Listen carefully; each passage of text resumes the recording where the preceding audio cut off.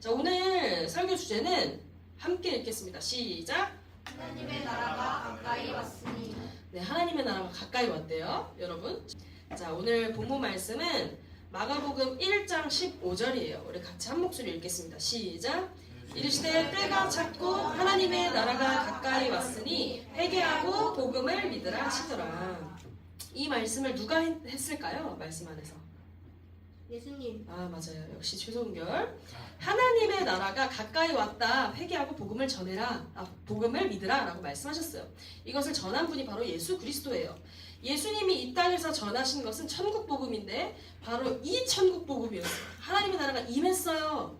임했고 가까이 왔기 때문에 회개하고 복음을 믿으십시오 라고 말했어요. 하나님의 나라가 가까이 왔는데 회개하고 복음을 믿으라고 강권하고 있어요. 하나님의 나라가 예수 그리스도를 통해서 우리 가운데 가까이 오게 되었어요. 우리 삶에 긴밀하게 가까이 거의 도달해 왔어요. 근데 예수님께서 그 가까이 온 것에 대해서 어떻게 해야 되냐, 가까이 왔는데 너희가 어떻게 해야 되냐, 어떻게 하면 그 나라에 들어가고 그 나라의 시민이 되고, 하나님 나라의 시민이라고 우리가 했었죠. 그 시민이 되는 것을 어떻게 해야 되냐, 바로 회개하고 복음을 믿어야 한다라고 말하고 있는 거예요. 여기서 회개란 메타노이아라는 원어를 사용해요.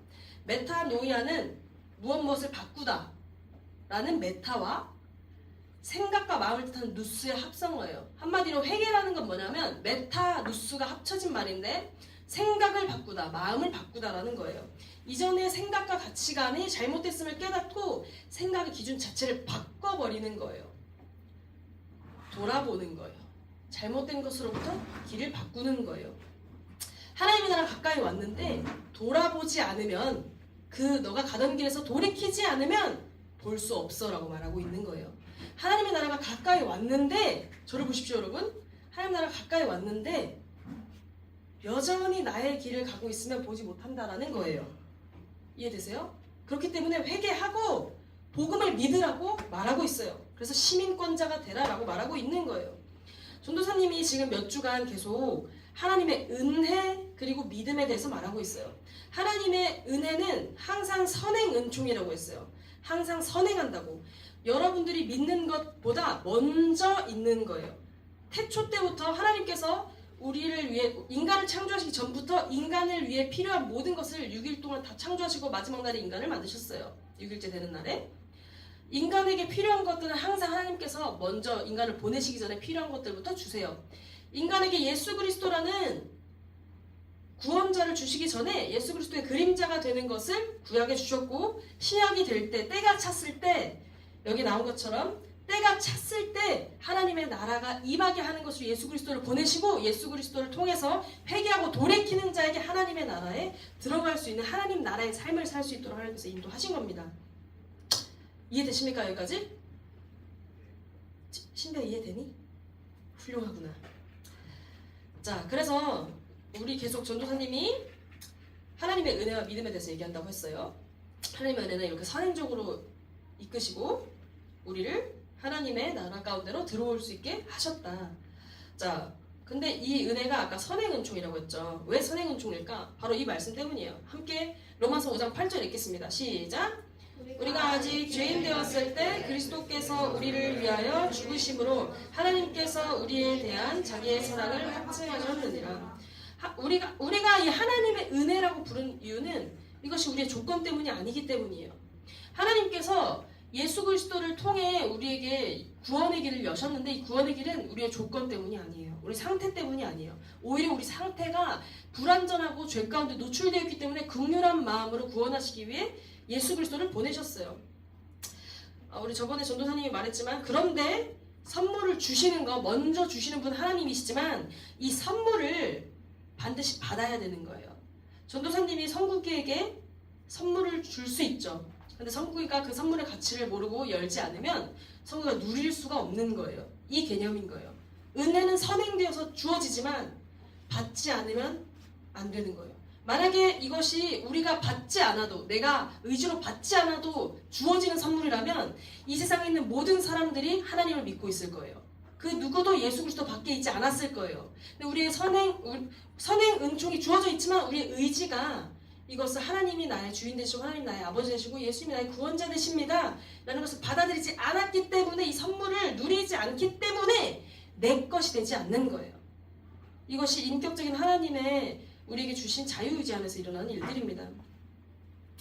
자, 전도사님 근데 계속해서 이 되게 오늘따라 독특한 컨셉으로 지금 PPT를 구성했는데 자, 왜일까요? 자, 오늘 전도사님이 오늘 주제가 뭐라고요? 하나님의 나라가 가까이 왔으니 약간 앞부분이 이제 뒤에랑 연결되기 때문에 왔으니로 끝나요. 하나님의 나라가 가까이 왔대요. 왔으니 어떻게 하라고요? 뭐라고 은혜가? 아 그렇지 역시 머리가 좋네요. 하나님의 나라가 가까이 왔으니 회개하는 게 뭐라고? 나의 길에서 돌이키는 거. 그래야 볼 수 있잖아요. 내가 할 길 계속 가면 못 보잖아요. 회개하고 복음을 믿으라 라고 말하고 있어요. 이것에 대해서 매우 좋은 예시를 예수님께서 성경 가운데 들어주셨어요. 그게 바로 뭐냐면 누가복음 15장이에요. 우리 다 전도사님 어저께 단톡방에 이제 성경책을 가져오라고 했죠. 성경책을 꺼내겠습니다. 오늘 전도사님이 이제 구절 서비스를 드리지 않을 거예요. 오늘 구절 서비스를 드리지 않을 거기 때문에 여러분들이 말씀을 자 이제부터는 누가복음 15장만 피고 있으면 됩니다. 누가복음 15장에 보면 세 가지의 비유가 나와요. 세 가지의 잃은 것, 뭔가 잃은 것에 대해서 나눠요. 첫 번째는 양을 잃은 목자의 비유. 두 번째, 잃은 드라크마. 드라크마는 이제 결혼할 때 받는 폐물이에요. 잃은 드라크마를 찾는 여인의 비유. 그리고 마지막 세 번째가 잃은 아들을 되찾는 아버지의 비유예요. 이 많은 사람들이 탕자 비유라고 하는데 탕자 비유라고 하면 뭔가 부족한 의미를 담고 있어요. 왜냐하면 여기서 말하는 거는 잃은 아들을 되찾은 아버지에 대한 이야기예요. 아들의 이야기가 아니라. 첫 번째도 목자의 이야기지 잃어버린 양에 대한 이야기가 아니에요. 두 번째도 잃은 드라크마 이야기가 아니라 드라크마를 찾는 여인의 이야기예요. 여기서 잃어버린 자에 대한 마음을 알려주기 위해서 이 세 가지 비유를 말해주고 있는 거예요. 이 얘기를 왜 하셨을까? 왜 뭔가를 잃어본 자의 마음을 왜 말하고 있을까? 예수님께서 그 배경은 바로 누가복음 15장 1절에서 3절에 나와 있어요. 세리와 죄인들, 세리도 그렇고 창녀도 그렇고 그 당시에 유대인들이 죄악시했던 사람들, 아 저 사람들은 더러워 라고 했던 사람들, 유대인들이 죄인이라고 말했던 자들, 그 자들과 예수님이 같이 식사를 하셨어요. 자, 전도사님이 오늘 여기 앞에 그림을 조금 재미나이한테 시켜서 좀 그려봤거든요. 자, 그래서 오늘 그림을 조금 보면서 할게요. 자, 여기 보면 1절과 3절에 보면 예수님께서 세리와 죄인들과 식사하고 막 그들이 막 질문이 가지고 그들은 사람들이 안 받아줬어요. 특히 유대인 제사장들과 막 이런 유대인 계통에서 흘러오던 그 진리들을 이 세리와 창녀들이 궁금해도 알 수가 없었어요. 만약에 세리나 창녀들이 제사장들한테 가서 제가 그동안 죄를 지었고 이제 좀 돌이키고 싶어서 좀 진리를 좀 알려주세요 하면 제사장들이 오케이 잘 됐구먼 했을까요? 아니요, 더럽게 여겨서 같이 하지도 않았어요. 그래서 그들 가운데는 항상 갈망함이 있었을 거예요. 스스로 정죄함이 있었지만 돌이키고 싶어도 돌이킬 수 없는 환경적인 구조가 있었을 거예요. 그런 자들에게 예수님은 마음을 여시고 그 공간을 여시고 함께 하시며 이야기를 나눴어요. 그랬더니 바리새인과 서기관들이 수군거리기 시작했어요. 아니 저 예수라는 사람 뭐야? 갑자기 나타나서 저 죄인들이랑 함께하고 밥도 먹고 음식도 먹고 저 더러운 짓을 왜 하는 거야 저 사람? 이렇게 얘기를 하고 있는 거예요. 그때 예수님이 그 말씀을 들으시고 이 세 가지 비유를 말씀하신 거예요. 뭔가를 잃어본 사람의 마음을 너희가 아니? 라고 간접적으로 이 세 가지 비유를 말씀하시는 거예요. 왜 예수님이 잃어버린 이 사람들의 마음을 언급하셨을까? 그것은 바로 종교 지도자들이 왜 저런 죄인들과 어울리냐라는 그 비난에 대해서 하나님의 마음이 어디에 있는지를 보여주기 위해서예요. 종교 지도자들은 하나님의 마음을 알고 잃어버린 영혼들에 대해서 아버지의 마음으로 품어야 될 마땅한 자들인데 하나님의 마음을 생각해보기는커녕 정죄하고 있었다는 것에 대해서 아버지의 마음은 그렇지 않아라고 말해주고 있는 거예요. 그것의 시작인 거예요. 자, 이제 여기서 더 깊게 나가면 갑자기 주제가 바뀌기 때문에 다시 돌아와서 그렇다면 오늘 이 중에서 세 번째 잃은 아들을 되찾은 아버지의 비유를 조금 볼게요. 전도사님이 지금부터는 도슨트가 되겠습니다. 그래서 오늘 컨셉이 왜 이렇게 됐는지 여러분들 이제부터 이해가 될 거예요. 자, 한번 같이 읽어볼까요? 시작. 갑자기 전이 시작됐어요. 여기 사진전입니다, 여러분. 오늘 이 그림 명화를 제가 소개를 해드릴 건데 맨 마지막에 나온 것만 진품이고 나머지는 다 가품입니다. 그래서 잘 유의해서 보시기를 축복합니다. 자, 말씀도 함께 보세요. 그것이 바로 오늘 여러분들의 해설을 도울 중요한 길잡이입니다. 자, 먼저 11절 보겠습니다. 누가복음 11절에서 13절 볼게요. 그림을 하나씩 보면서 우리 말씀도 같이 보겠습니다. 첫 번째, 이거 재미나이가 그린 거 지금 가품입니다. 자, 첫 번째, 아버지에게 두 아들이 있었어요. 자, 말씀을 뭐 이렇게 막 집중해서 보고 싶으면 봐도 되고 제 설명을 들어도 좋아요. 한 아버지에게 유대인에 있는 부자인 아빠가 있었어요. 그 아빠에게 두 아들이 있었습니다. 지금 이 작품은 그 아버지와 아들에 대한 그림이에요. 근데 그 아버지에게 둘째 아들이 아버지에게 찾아와서 이렇게 말합니다. 아버지, 저에게 아버지가 죽고 나면 주려고 하셨던 그 유산 저 미리 좀 받겠습니다 라고 얘기를 해요. 그랬더니 아버지가 첫째와 둘째에게 아버지가 죽은 뒤에 주는 유산을 나눠줍니다. 이거는 딱 말씀 안에서만 나오는 거예요. 전혀 문제가 없어 보이죠. 아빠 좋은 분이다. 아빠 좋다. 아들 그래도 아빠 좋다. 사실은 이 내용은 유대인들이 보면 엄청나게 분노할 문장이에요. 첫 번째 이 11절에서 13절만 해도 유대인들은 1차 분노가 일으게 돼요. 이 그림을 보는 순간 이 그림을 찢으려고 할 거예요. 가품이라서가 아니라 이 내용 때문에. 왜일까? 당시 유대 문화에서는 자녀가 유산을 물려받는 정상적인 시점은 아버지 사망 후예요. 근데 아버지 사망하기도 전에 뻔히 살아있고 숨쉬고 있는 아버지한테 와서 아빠 저 유산 좀 주세요 라고 하는 거는 전 아빠가 빨리 죽었으면 좋겠어요. 사실 아빠 저한테 좀 죽은 목숨이거든요. 그래서 돈이나 주세요. 돈이나 제 몫이나 주세요. 자, 아빠고 뭐고 다 필요 없고 돈이나 주세요. 돈. 이렇게 말하는 거나 다름이 없어요. 보여지기에 아버지 저에게 유산을 주십시오 라고 경건하게 나온 것 같지만 이건 저희 눈에 씌어진 성경 필터예요. 실상을 파헤쳐보면 이렇게 고약하게 말하는 거예요. 그래서 이거는 또 어떤 거에 위배되냐면 당시 모세 오경에 부모의 말을 거역하고 완악하게 구는 자는 어떻게 되냐면 만약에 이 아버지가 이 유산을 주지 않고 이 녀석 보게 했잖아요. 그럼 이 아들은 이날부로 죽은 목숨이에요. 왜냐면 이 아버지의 말을 거역한 자식은 성문 앞에서 돌로 쳐 죽임을 당하는 것이 마땅했어요. 그런데 그렇지 않고서는 법적인 처벌이 만약에 그렇게 시행되지 않는다. 마을 사람들이 조금 너그러웠다. 그래도 마을 사람들에게 손가락질 받으며 그 사회에서는 매장당하는 존재가 됩니다. 근데 아마 그것 때문에 아버지가 벌을 주고 화가 났더라면 이 아들은 죽은 목숨이기 때문에 아버지가 아마 유산을 준 것 같아요. 그래서 이 아들의 이기적인 행위는 당시에 유산이 되는 이것은 또 어떤 의미냐면 그냥 아빠가 그래 내가 한 10억 정도 모아놨거든?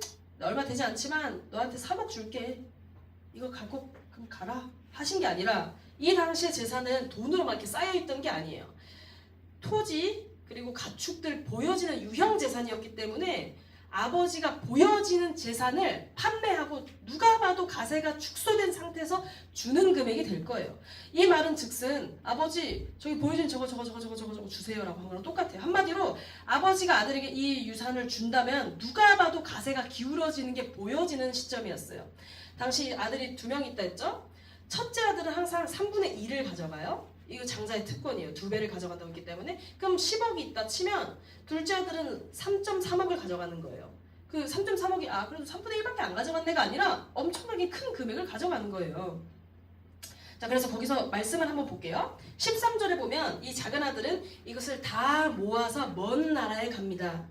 근데 이 먼 나라에 갔다라는 것을 통해서 알 수 있는 것은 이 아들은 아버지의 남은 생애가 아버지의 유산의 3분의 1, 재산의 3분의 1을 가져가고도 가문이 어떻게 되든 난 신경 쓰지 않겠다 라고 말하는 것과 똑같은 행위입니다. 자, 우리 이제 이번엔 두 번째 작품을 한번 봐볼게요. 두 번째도 가품입니다. 자, 여기 보면 그렇게 이기적으로 떠난 아들, 잘 살았으면 얼마나 좋았을까요? 근데 이 아들은 망해요.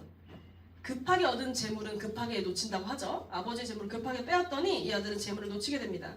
며칠 뒤에 둘째 아들은 방탕하게 살다가 탕진하게 되고 문제는 그 나라에서 살다가 그 나라도 흉년이 들어요. 그 나라도 좋은 나라는 아니었나 봐요. 그래서 이 둘째 아들이 한 명한테 빌붙어요.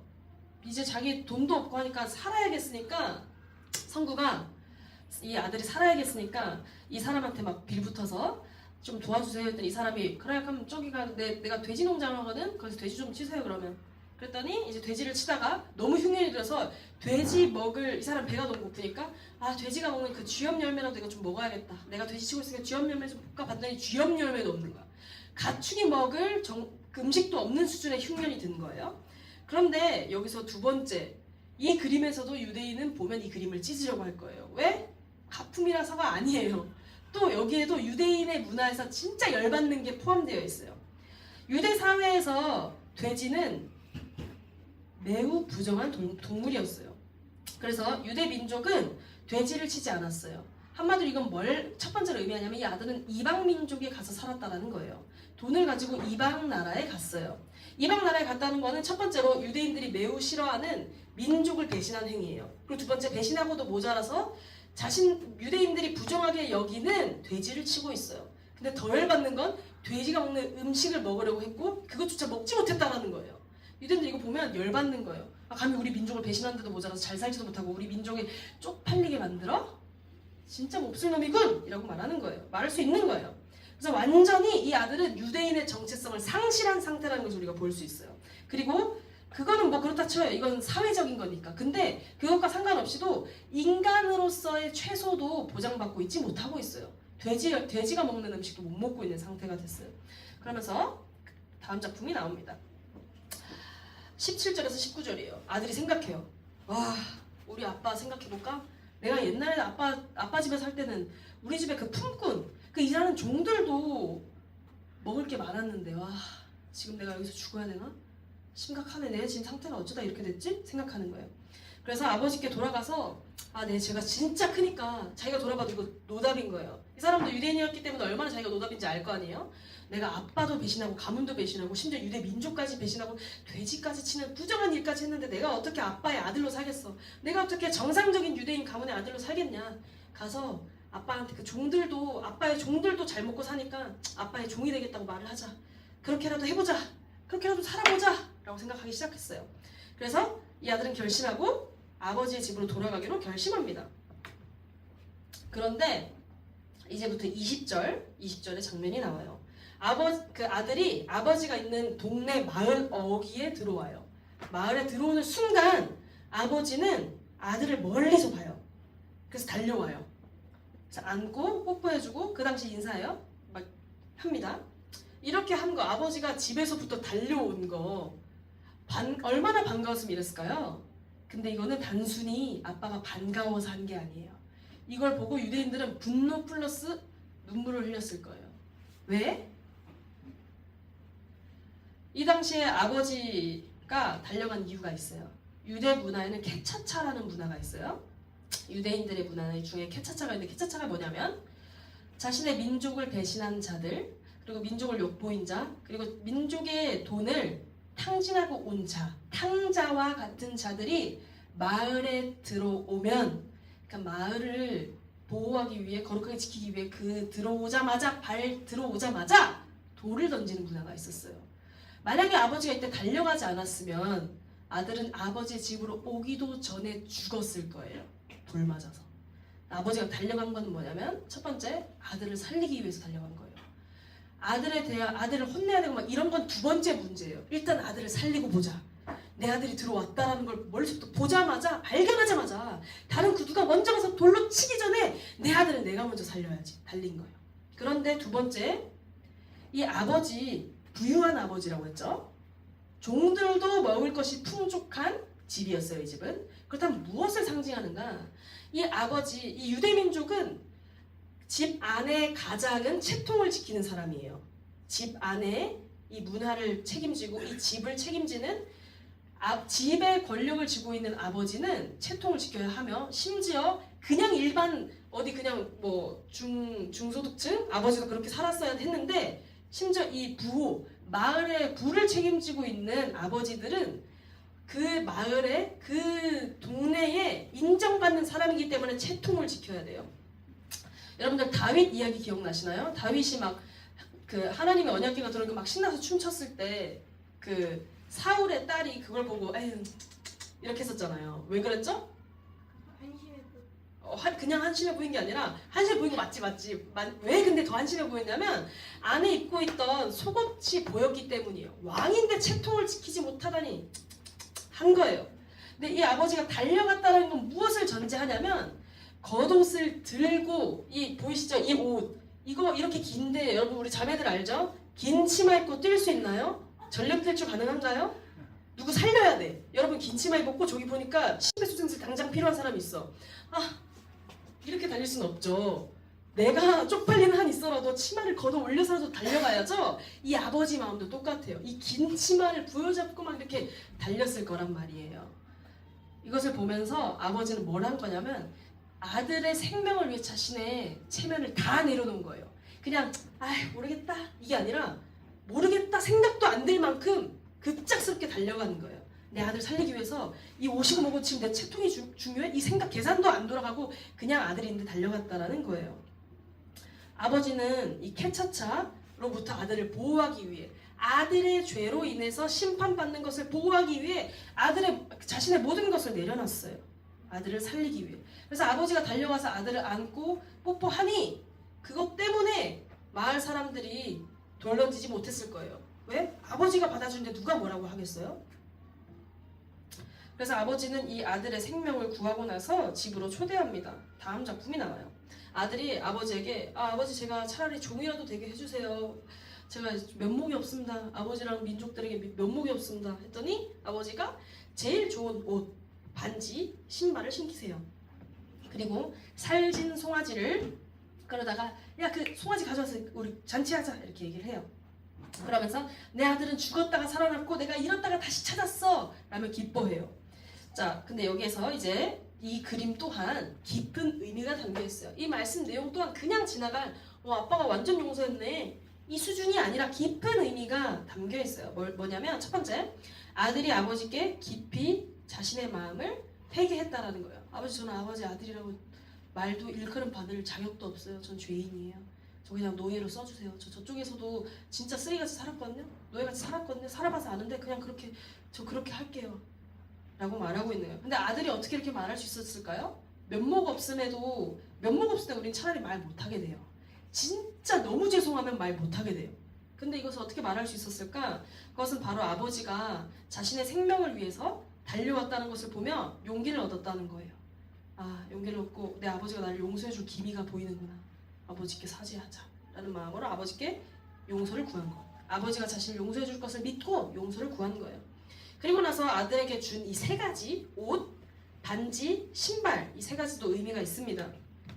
이것은 요셉이 총리가 될 때 바로에게 받은 물품들이랑 몇 개가 겹쳐요. 의미를 좀 볼게요. 첫 번째 옷은 영예를 상징해요. 영예. 영광스러운 것을 상징해요. 그래서 왕들이 이 시대 때 이 고대 근동 사회에서 왕들은 공로가 많은 신하를 포상할 때 귀한 옷을 주었어요. 여기서 아버지가 아들에게 좋은 옷을 입혔다고 했어요. 이것은 아들의 죄를 탕감해주고 용서해주는 수준이 아니라 아들이 마치 공로를 많은 신하가 포상받는 것처럼 너의 권리, 내가 하사하는 이 너에게 준 축복이 유효해 라는 것을 보여주고 있는 거예요.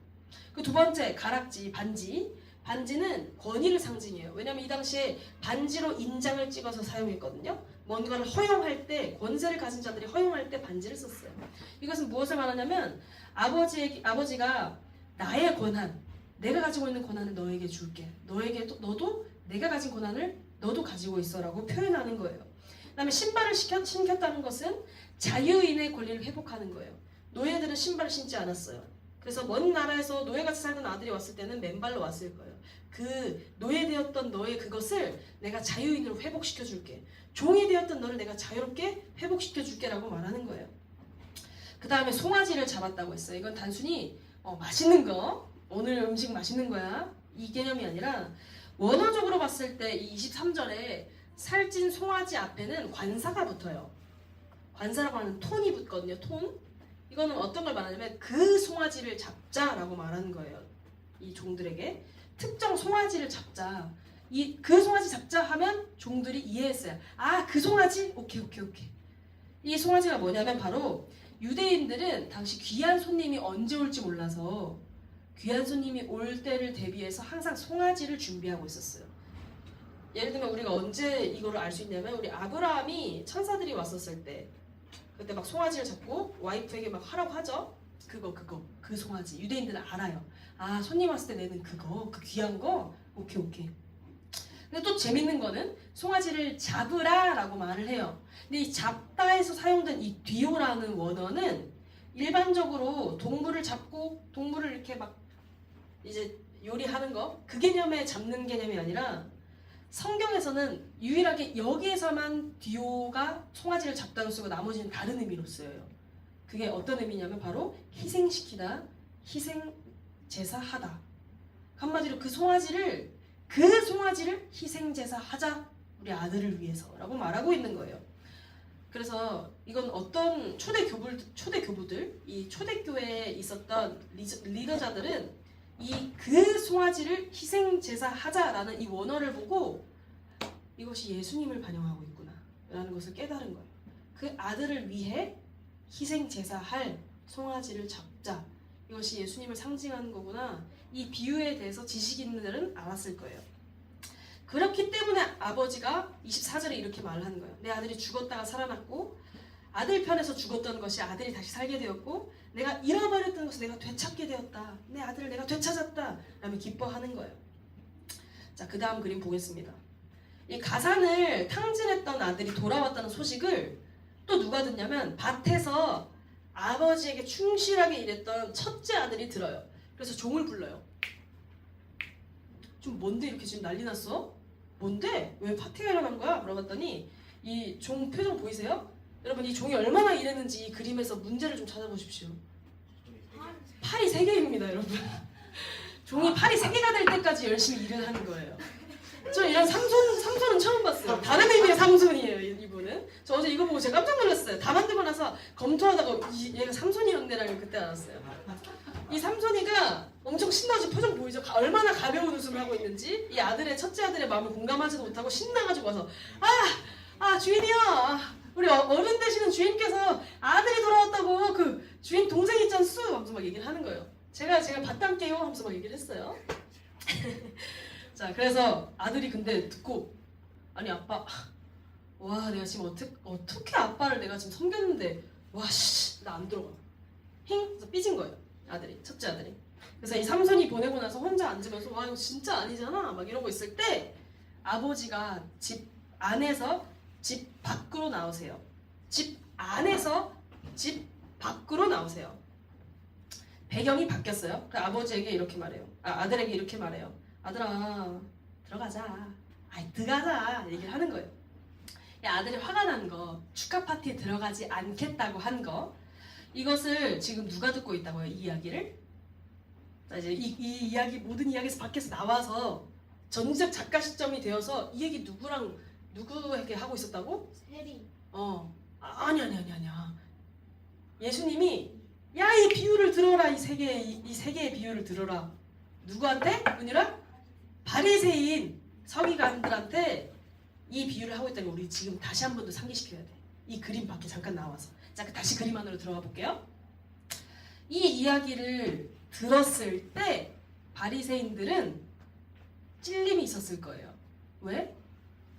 자신들이 항상 아버지 하나님께 충실한 자들이었거든요. 이 첫째 아들처럼. 우리 니느웨에 회개를 전했던 사람이 누구죠? 회개하라고 촉구했던 사람? 요나. 요나가 거기 말씀해 보면 요나가 니느웨 갈 때 엄청 땡큐 하면서 기뻐하면서 갔나요? 그럼 어떻게 했죠? 은유리가 지금 엄청 신랄하게 표현해줬어요. 엄청 화가 나면서 안 가겠다고 하고 막 다른 데 막 가다가 고래 잡혀먹히고 막 난리가 아니었죠? 왜일까? 왜 요나는 그렇게 화가 났을까? 하나님이 용서해 주시겠다는 회개를 전하는 것이 유대인인 요나가 보기에는 이방인에게 용서한다는 것이 화가 났던 거예요. 이 분노가 첫째 아들도 똑같이 있었던 거예요. 아니 저렇게 잘못했는데 용서해 준다고? 나도 이렇게 나는 아빠 옆에서 열심히 했는데 아무것도 안 한 저 동생 녀석 저 녀석 지금 용서해주겠다고 이 파티를 연다고. 와, 씨, 이렇게 된 거예요. 분노가 임한 거예요, 아빠한테. 그래서 아빠가 나와요. 아들한테 와서 첫째 아들이 있는 곳까지 적극적으로 나와서 아버지가 이해시키기 위해서 나와요. 그리고 아버지가 권해요. 아들아, 들어가자잉. 동생 왔는데 들어가자잉 하면서 막 얘기를 해요. 근데 여기서 말하는 권하다, 원어는 파라칼레오라는 말이에요. 여기서 파라는 옆에 서다라는 거고 칼레오는 말하다예요. 이 두 개가 합쳐진 거예요. 한마디로 아빠가 옆에 와서 말하다가 바로 권하다예요. 아버지가 왜 옆에 와서 말하기까지 했냐면 이것은 심지어 미완료형으로 되어 있어요. 원어적으로. 한마디로 계속 권했다는 거예요. 한번 들어와잉. 아빠 먼저 들어가 있는다. 민망하지 말고 들어와 임마. 동생 와 있어. 갈게. 들어와. 이게 아니라 들어가자 아들아. 너 동생 왔잖아. 들어가자. 좋은 날이야. 같이 우리 동생 온 걸 축하하자. 동생이 살아 돌아왔잖아. 계속 권했다라는 거예요. 아들이 근데 여기서 29절에 아들의 불만의 정체가 뭔지 아들이 고발해요. 아빠한테. 뭐냐면 아빠 저 여러 해 동안 저 철없는 녀석이 아버지와 민족을 배신하고 이방 땅에 가서 그렇게 살아가지고 놀고 아빠 재산 탕진하는 동안 저는 아빠 옆에서 얼마나 제가 종처럼 섬겼는지 기억 안 나세요? 제가 진짜 아빠의 아들로서 종처럼 제가 섬겼다고요. 아빠 제가 진짜 아들이라고요. 제가 아니라 축하받을 사람 제가 아니라 저라고요. 그 살찐 송아지 귀한 사람한테 주는 거 먹을 사람이 제가 아니라 저라고요. 저! 라고 분노하고 있는 거예요. 그리고 그러면서 이런 얘기를 해요. 아빠 진짜 살면서 제가 저기 나가 있는 동안 저한테 그 염소 새끼 한 마리라도 준 적 있어요? 라고 말하는 거예요. 마치 아침 드라마 같은 상황이에요. 아빠한테 막 따지는 거예요. 이 아들은 여기서 발견할 수 있는 게 있어요. 첫째 아들이 아빠를 위해 섬긴 것의 모든 근원은 아빠를 사랑해서가 아니었어요. 아빠에게 종처럼 섬겼다고 스스로 고백하고 있어요. 이것은 의무감으로 섬긴 거예요. 동생도 갔으니까 나라도 아빠 섬겨야겠지? 나라도 아빠한테 잘해야겠지? 나라도 하자. 참고 하자. 하자. 이러고 몇 년이 흘러왔던 거예요. 그래서 본물처럼 터진 거예요. 이날. 자신이 희생하고 있었고 자신이 노력하고 있었는데 그것에 대한 마땅히 보상이 없다고 느껴지니까 아들이 분노한 거예요. 왜? 자기는 수고했기 때문에 그 수고에 대한 보상이 적절하지 않다고 여겼기 때문이죠. 이것은 또한 이 이야기를 듣고 있는 바리새인들에게 하고 있는 얘기예요. 바리새인들은 그 누구보다 하나님이 주신 율법에 열성을 다했어요. 스스로 삼가고 그 수많은 일반인들이 지킬 수 없는 율법을 행함으로 인해서 하나님을 섬겼다고 스스로 자부하고 있었어요. 그런데 예수 그리스도라는 분이 왔더니 세리들이랑 저 사람들한테 회개하고 구원이 임했고 막 이런 거 얘기하고 있으니까 화가 나는 거예요. 견딜 수가 없는 거예요. 그것을 보여주고 있는 거예요. 사실상 이 이야기에서 아버지는 둘째 아들만 잃었었던 게 아니에요. 아빠는 첫째도 잃었었던 거예요. 잃은 아들을 되찾은 아버지는 두 아들을 잃었었던 거를 보여주고 있어요. 그래서 또 이어서 이 첫째는 이렇게 말해요. 장자는 이렇게 말해요. 이 아들 있잖아요. 하면서 이야기를 해요. 이 아들 뭐라고 말하고 있는 거냐면 자신의 동생을 부를 때 아버지 아들 있잖아요. 제 아버지 아들. 이것이 아닌 것 같아요. 자신의 동생이라고 말하고 있지 않는 거예요. 자신의 가족인데 자신의 가족이라고 부르고 싶지도 않아 하고 있어요. 당신의 아들, 원어적으로는 당신의 아들이에요. 당신의 아들한테 이렇게 하는 게 맞아요? 진짜 당신의 아들 여기 있는데 진짜 이거 아니잖아요 라고 말하고 있는 거예요. 이것은 또한 바리새인과 서기관들이 세리와 창기들을 보며 죄인이라고 부르는 거, 낙인 찍어서 가족처럼 여기지 않는 거, 그것이랑도 또 연관됩니다. 그 아버지는 이 자신과 오랫동안 함께했던 아들에 대해서 혼내지 않으세요. 야 이놈! 내가 지금 너 여기서 밥 먹고 어이? 뻗어 자는 거 너 감사해야지. 이렇게 하신 게 아니에요. 아버지는 아들 옆에 서서 파라칼레오 하면서 아들아 내가 가진 것이 다 네 거야. 내가 가지고 있던 것이 다 네 것이 아니야. 왜 그것을 잊었니? 라고 얘기를 합니다. 실제로 이 아들은 아까 그걸 계산했다고 했죠. 저 송아지 동생한테 저 송아지 주고 나는 염소 새끼도 안 줬어요. 근데 아버지는 이렇게 말하는 거예요. 염소 새끼뿐만 아니라 이 모든 게 다 너 거야. 엄마 정신 차려. 얘기하시는 거예요. 장자가 가지는 축복의 권세가 얼마나 큰지도 모를 만큼 종처럼 사는 거예요. 아들은. 자기가 가진 축복도 자기가 가진 의무 뭐냐면 자기가 동생이 왔을 때 기뻐하는 거, 형으로서 가져야 될 마땅한 태도도 잃어버리고 자신이 받는 축복도 망각하고 있었던 최악의 상태로 있었어요. 이 첫째 아들은. 그걸 다시 깨우쳐주는 거예요. 아버지는. 너 이 축복도 네 거고 동생이 왔을 때 기뻐해야 하는 것도 너의 의무야. 권리도 의무도 네 거야. 아들아, 네 거야, 네 거. 내 것이 다 네 거야. 내가 기뻐하는 게 다 너 거고 내가 가진 게 다 네 거야 라고 알려주시는 거예요. 이것을 들으면서 바리새인과 세리들도 스스로 이스라엘 안에서 장자라고 여겼을 거예요. 먼저 된 자라면서. 근데 이들 또한 또 잊었던 거예요. 자신의 구원이 자신에게 있고 자신에게 받은 축복이 얼마나 큰지에 대한, 사실 이들이 이미 가지고 있었던 말씀들, 세리와 창녀들은 와서 들어야 알 수 있었지만 이들은 이미 말씀을 가지고 있었고 이해하고 있었기 때문에 저분이 예수님이라는 것을 마음만 열었다면 받아들일 수 있었어요. 누구보다 먼저. 근데 그것을 누리고 있지 못한 상태, 눈이 가려진 상태, 그리고 축복도 눈이 가려지니까 자신에게 했어야 하고 기뻐야 했던 것도 보지 못하는 상태가 돼버린 거예요. 그래서 이 아버지는 동생의 돌아옴, 내 아들 둘째가 돌아온 게 아니라 너의 동생이 돌아온 것을 함께 기뻐하자라고 촉구합니다. 자, 전도사님이 여기까지 이 아버지의 비유전, 아들 되찾은 아버지 비유전을 통해서 이 역사적인 맥락과 이런 것들을 제가 도슨트가 되어 설명을 해줬어요. 자, 이제 진품이 나옵니다. 여태는 다 제미나이가 그린 가품이고요. 진품은 뭔가? 바로 렘브란트가 그린 돌아온 탕자라는 그림이에요. 이거 실제로 있는 그림이에요, 여러분. 이것도 제미나이가 그린 걸로 착각하지 말고 어디 가서 이거 제미나이 그림이다 하지 말고. 그러니까 렘브란트라고 하는 화가가 그린 그림이에요. 자, 여기 보면 이제 여러 인물들이 나옵니다.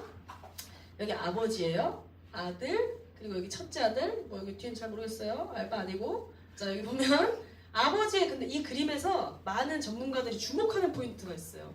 바로 이 아버지의 손이에요, 손. 여기 아버지의 왼손은 거친 남성의 손으로 그려져 있어요. 그리고 여기 오른손은 여자의 손으로 그려져 있어요. 이걸 렘브란트가 의도적으로 그렸을 것이다 라고 많은 사람들이 해석하고 있어요. 왜 아버지의 손을 저렇게 그렸을까? 이것은 부모의 사랑, 아버지의 강인함과 어머니의 부드러움으로 아들을 품었다라는 것을 반영하고 있는 거예요. 그리고 이 아들의 표정은 매우 냉정하게, 첫째 아들의 표정은 매우 냉정하게 그려져 있고, 아버지는 아버지와 아들 가운데 빛이 비춰져 있는 것으로 그림이 그려져 있습니다. 이것이 진품이에요. 전도사님이 이 그림 소개하려고 여태 그 제미나이 짝퉁을 가지고 왔어요. 자, 다시 정리해 볼게요. 이 그림을 통해서 알 수 있는 것은 아버지의 사랑이 얼마나 큰가, 어머니와 아버지의 사랑을 포괄하고 있음을 보여주고 있는 거예요.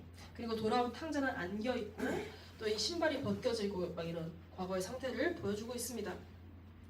자, 오늘 설교의 제목이 뭐라고요? 하나님의 나라가 가까이 왔습니다. 지금 이 이야기에 푹 빠져서 제목을 잊었을 것 같아서 다시 한번 상기시켜줬어요. 오늘 제목이 하나님의 나라가 가까이 왔대요.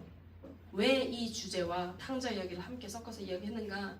그것은 바로 하나님의 나라는 아버지의 집, 아버지의 통치, 아버지의 사랑의 나라를 의미해요. 죄인 되었던 인간에게 아버지의 집으로 갈 수 있는 길이 열렸어요. 가까이 왔다고 표현해요, 예수 그리스도가.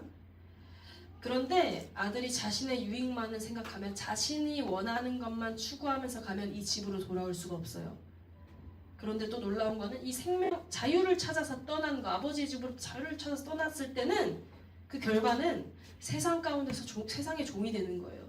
왜? 아버지의 자녀라는 것을 세상이 알아요. 이 본질은 아버지의 형상을 닮은 존재네? 라는 것을 알기 때문에 사단은 인간을 그래서 세상의 종으로 만들길 원해요. 이방 민족은 유대인들을 종으로 만들어서 누리기를 원하는 것처럼 그렇게 하려고 해요.